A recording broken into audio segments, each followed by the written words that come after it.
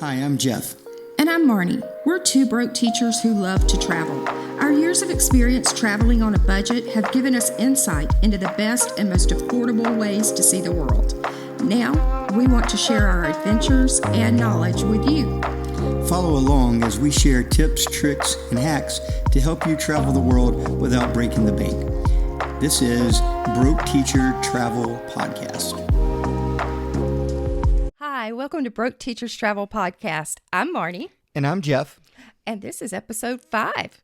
We're going to talk today about traveling with children of different ages. All right, that's something that we have a lot of experience with. Yes, we do. First and foremost, pack your patience. Kids are not easy people to deal with all the time. And neither are adults. No, they're not.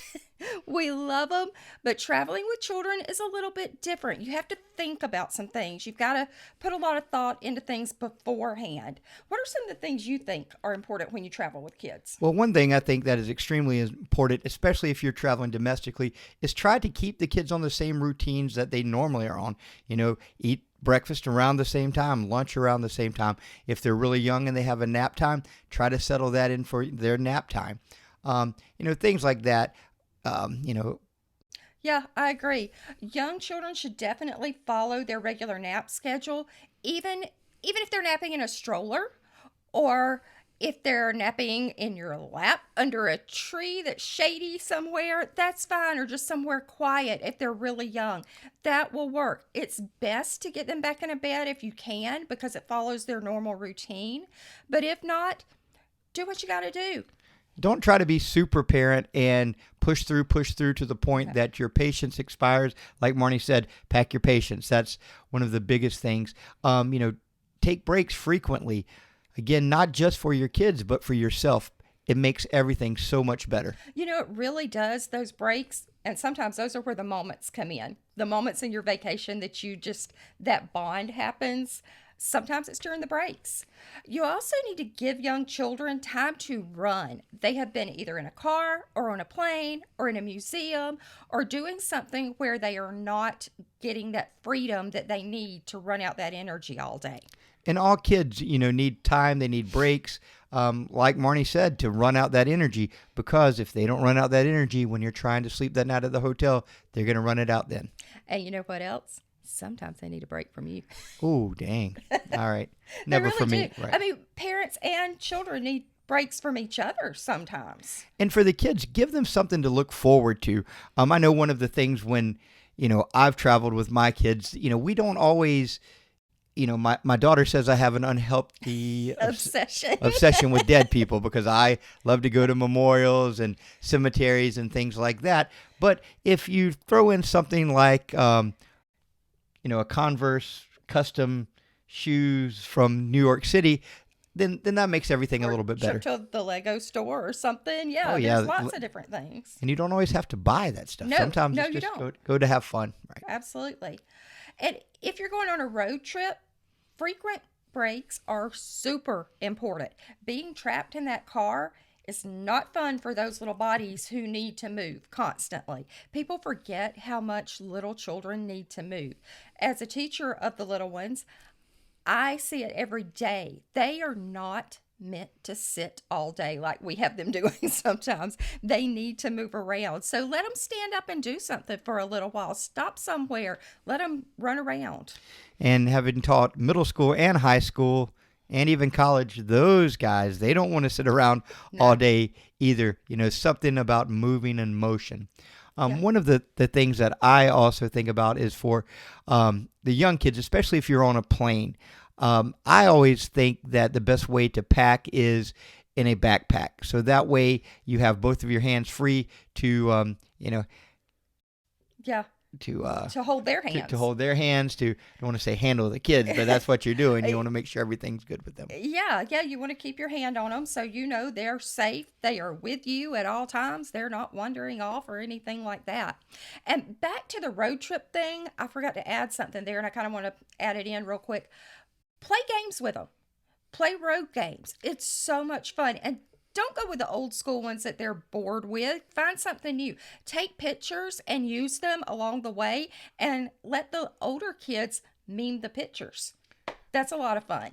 That sounds pretty cool. I guess they didn't have that technology, but a good game of I Spy is pretty good. Oh, yeah. And the 50 try to see who could find the 50 tags from the different states first. That's a lot of fun too. Yeah, 100%. This is a good go-to. Make sure that when you go somewhere like a theme park or a museum, or actually just anywhere you go that you're on a vacation, make sure you dress your children in brightly colored clothes, maybe even match the colors so they are easy to locate if one happens to get a little too far ahead or a little too far behind. They are easy to spot, and you know where your babies are. Now, for the middle schoolers and the tweens and They're not the, gonna buy into that. they are not going to buy into that. It's as cool as it is, but definitely for your young kids, dress them, in something that's bright. Also for the older kids, it doesn't have to be something that matches mom and dad, but No. a bright colored shirt or something like that could definitely help out there. Yeah, let them pick out the shirt too. That helps. I mean, it helps them buy into the idea. Now, Um, go ahead. Go ahead. No, I was just saying I really think that helps with the little ones, especially though. Well, and I think another thing that is cool is to always have like a surprise for the kids. Hmm. Something, hey, if they want it to go to a movie, if they want it to, there's a certain game, a certain arcade, something like that. There's all sorts of cool things, whether it be on cruises, whether it be in a historical district. There is something for kids, and everybody, anytime there's something cool for adults, generally there's something cool for kids. And so just give them something to look forward to. Yeah. And another thing to think about, and this can be pre-planned, if you're whether you're doing a road trip or whether you're flying, it doesn't matter. However you're getting there, pack some special snacks. Make sure they have something that they don't get every day, so it's a little bit new to them and it keeps their interest and it's fun. And Dad, don't eat all of those snacks. Do not dig around in their backpack Yes, Dad. and take their Twizzlers and all of the gummy bears and the good stuff. Don't do that. That's probably a little wrong. Frowned upon. Yeah, a little. Um, when you're traveling, especially with young kids, safety is of the utmost importance. And so one of the things that for the youngest kids, put tags on the kids on the inside of their clothes with their name, with your phone number. Um, Also, with the older kids, make sure that they know the hotel. Make sure they have your phone number written somewhere other than just stored in their cell phone. Because if they lose their cell phone, then then they're in a crisis. So maybe on a piece of notebook or note card or something like that, write the hotel, write your phone number, and have them put it in several places in addition to the phone screenshot and that and everything. Yeah, definitely. Because safety, like you said, safety is key when you travel. Make sure you come up with a meeting place for the older kids. If you're going to get separated or if you just want to meet up at a certain time, designate a specific place and time to meet. We used to pick guest relations at park close every time we would go to Disney. Our kids knew if they got separated or if we decided to split up for the night and go our own ways, parents go one way, kids go the other, we would meet at guest relations at whatever time the park closed. Yeah, one of the cool things I think with the older kids, and this happened quite often with our son, is that we were able to take some of his friends on vacation with us. We already paid for the hotel. We already paid, mostly for a lot of the amenities and things like that. And so it's really not that much extra to bring a friend. The cool thing about having a friend with the older kids is that they entertain each other. Yes, they really do. And it's fun. It brings that sense of home that they miss because they, at the teenage years, they are tied to their friends. That is really, really important to bring that in. Consider allowing your older children too to travel with people that you trust, friends, family members. Let them have that freedom and give them the chance to see the world. And that's one of the things, especially as teachers on budgets, we have a lot of time, but not a lot of money. And so to give a kid an opportunity to go to Europe and just for the price of their plane ticket, I mean, that's a cool deal. While we may not be able to afford, $5,000 or $6,000 for the family of four, why No. not just give your kid that experience if you can't have it collectively as a group? And it's a memory to last a lifetime. I mean, to know that they achieve that stage in life that they feel mature enough to do something like that, that's a big deal. It's a big confidence builder in our kids, and it teaches them independence. For the younger kids, especially places like Disney and even in most theme parks and even some museums and things like that, they have stroller rentals. So I do recommend, if we can, carry one of the umbrella strollers. They're not very big, not very heavy, but they still, after time, could become annoying. So sometimes it's just easier to rent a stroller when you get there. And they usually deliver to your hotel. And you can also rent things like Pack and Place, things like that. They have lots of different things you can rent. That's really cool. Again, I know Disney rents those big, humongous strollers, and they're nice, but they get in the way, and sometimes you see people with like 4 kids in there, and it's Yeah. but strollers, that's one thing to deal with, especially with younger kids. And if you are going to a theme park, make sure you check their stroller requirement, the sizes on them, because a lot of them are cracking down on that now. Another thing to check is check your child's height before you leave. Oh yeah. If you're going to a theme park, a lot of people try to fudge this. They try to put things in their shoes and different things to make them taller so they can ride the big rides. While you want them to do that, don't try it. Please don't try it, because it's dangerous. It's not safe for the kids. And and it gives the kids something to look forward to next time. Next time you'll be a little bit taller. Next time, and again, it may not be the answer they want, but nothing is as and we've seen this personally when we worked in the theme parks. That a kid gets there and we measure his height and he's not tall enough, or she's not tall enough, and then it's heartbreaking at that moment, and there's really nothing that we can do. No, not at all. And it makes them feel even worse if they have tried to get there, tried to do all the things. Just check it before you go. That way and you can distract them and do something else. Other things for kids of all ages, some sort of busy box for the car, for the plane, something that they readily have, maybe on their carry-on backpack they're going to keep with them. So you could have their action figures, their Legos, their dolls, whatever the case is. Although my daughter would say the action figures and dolls are the same thing. They're not. But, something that keeps the kids busy. And if your child needs special accommodations of any kind, check with the destination where you're going, whether it be a theme park or if you're traveling abroad, wherever you're going. There are all types of resources for children that have needs that need to be met.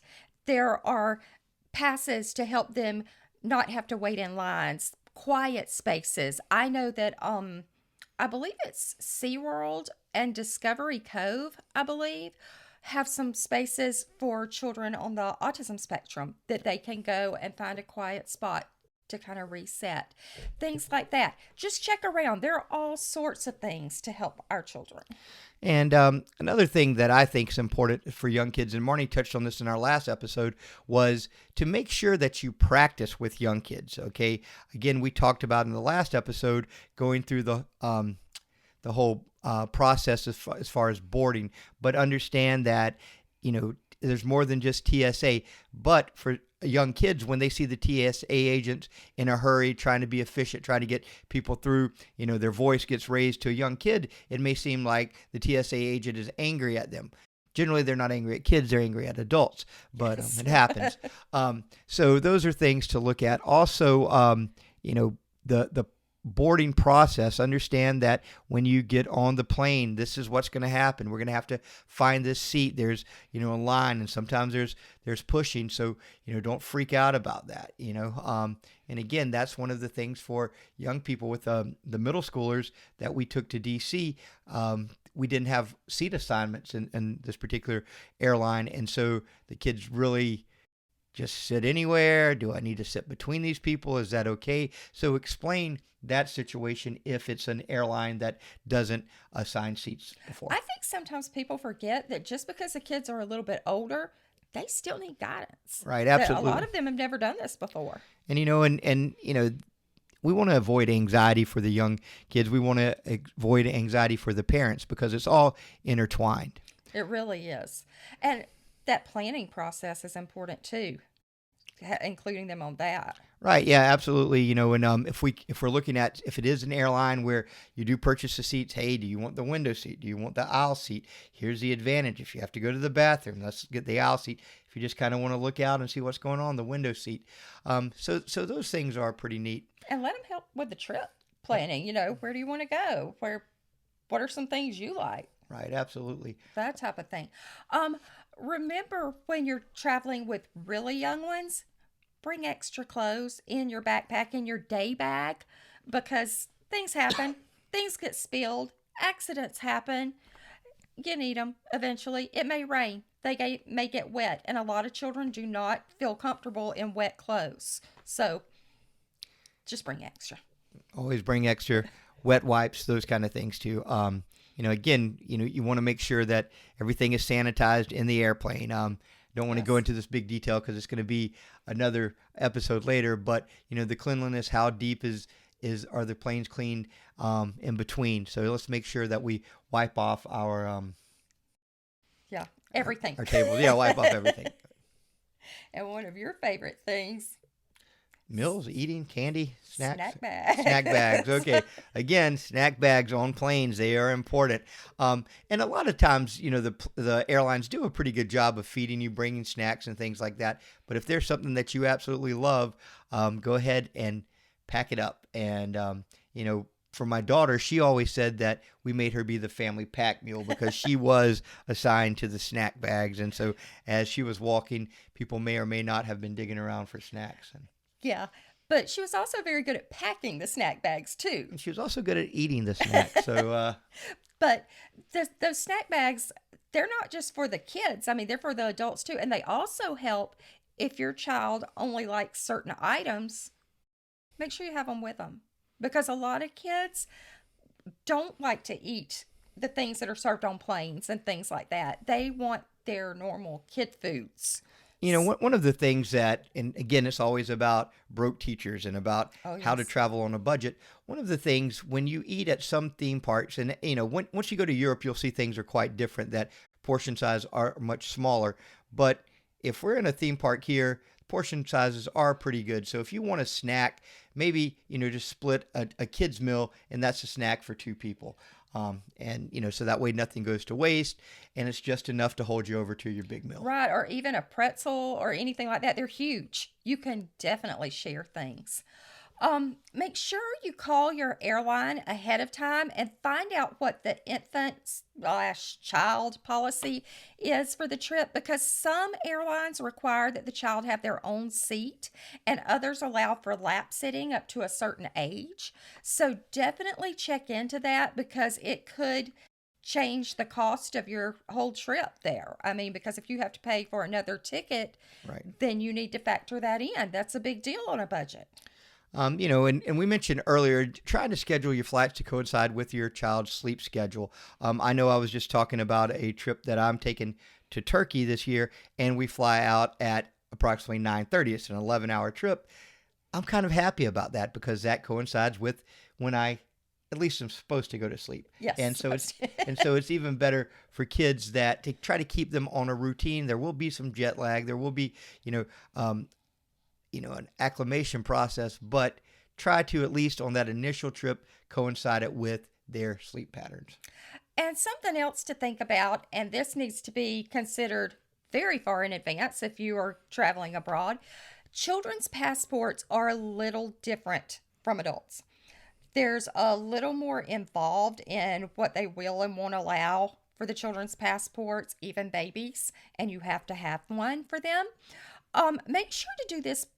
I would recommend about 6 months out from your trip because it is a lengthy process. Sometimes it's hard to find a location to get this done. I know they are converting some things to online process, that's renewals, but check into it because, like I said, it is quite involved and it can take some time. So allow enough time for that. And remember to budget for that as well.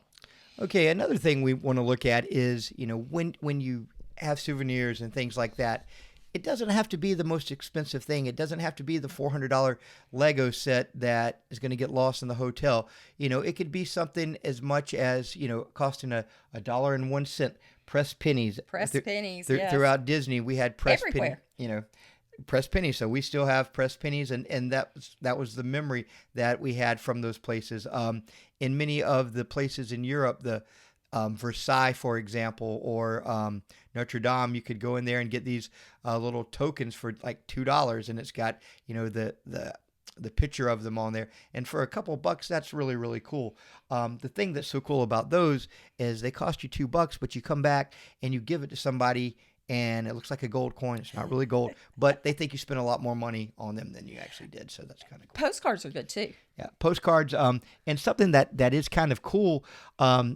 There are some places where you have access to post offices there, and so you, for a fixed rate, can actually mail a card from, for example, one of my favorite places is the Vatican. Go to the Vatican post office, and for a few bucks, mail a postcard to the United States with the Vatican stamp on it. Yeah, I actually saw someone on social media the other day that was getting married, and they took their wedding invitations to Disney World and mailed them from Main Street. I thought that was kind of cool because they were having a Disney wedding, so why not mail them from there? But yeah, you can mail postcards fairly inexpensively from all over the world. Another thing you can think about for your child is to give them a disposable camera. I know it's old school, but that's okay. It's fun to have it developed, and then you're seeing the trip through your child's eyes and what they experience. And let me tell you, those are some of my most treasured memories. We have a scrapbook that our kids put together one summer when we were in Orlando, and it was SeaWorld and Universal and Disney and all of those. And they still, to this day, treasure those pictures. I think it's really cool. Awesome. So what we've been talking about today is traveling with young kids. And what we're probably going to do is we're going to break this episode into 2 parts. We still have a lot more information just about kids, so traveling with young people. So what we're going to do right now is go ahead and take a break here, and we'll come back next week with our next episode. I think we're going to take a break between the children and break it up a little bit, and we're going to do grandparents next week. All right, going with grandparents, older aunts, uncles, things like people like that. I shouldn't say things like that, especially if we have an older brother or sister or something like that. But again, that's a whole new area of looking at. Some of the things will be overlap, just like with kids, but there's some really cool things. And what we want to do is we want to make sure that grandparents enjoy it as much as the kids do. That's one of the special bond that you'll always have. Yes. Remember, hit the like button, subscribe to our channel, and like us on Twitter, Instagram, Facebook. Follow us on all of those. We want to hear from you. Connect with us. Drop us a line. Tell us where you're traveling. Where have you been? Did you just get back from a vacation? We want to hear all about it. But first and foremost, remember, break the monotony, not the bake. Bye, guys. Have a good week.